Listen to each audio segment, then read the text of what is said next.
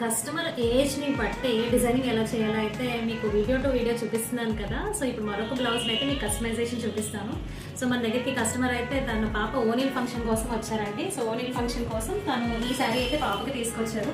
So sari చూసారు కదా, మంచి లావెండర్ కలర్, బార్డర్ వచ్చేసి హైలైట్గా ఉంది, చాలా వైలెట్ కలర్లో. పాప చాలా చిన్నగా ఉంది, తన కోసం అయితే కంప్యూటర్ వర్క్ అయితే చేయమన్నారు. చీర చూసారు కదా, చాలా పెద్దగా ఉంది. సో దీనికి నేను చాలా నీట్ లుక్లో అయితే ఎలా ఇచ్చానో మీకు కంప్యూటర్ వర్క్ డీటెయిలింగ్ అయితే ఇప్పుడు చూపిస్తాను. సో చూడండి, ఇది బ్లౌజ్.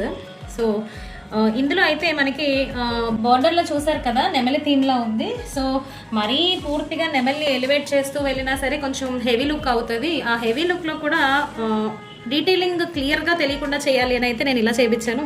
సో పాపకి ట్రెండీ లుక్లో అయితే ఇలాగా బ్యాక్ నెక్ వచ్చి కంప్లీట్గా హై నెక్లో హెవీ వర్క్ అయితే ఇచ్చేస్తానండి. చూసారు కదా, ఇదైతే చాలా బాగుందండి. కస్టమర్ కూడా చాలా హ్యాపీ ఫీల్ అయ్యారు. చూసారా, ఇందులో ఇక్కడ చూడండి కంప్లీట్గా మీకు ఇక్కడ ఈ పికాక్స్ అయితే ఇక్కడ మీకు తీసుకొచ్చాను. అంటే శారీలో ఉన్న కలర్ కాంబినేషన్ని మనం యూజ్ చేయగలము.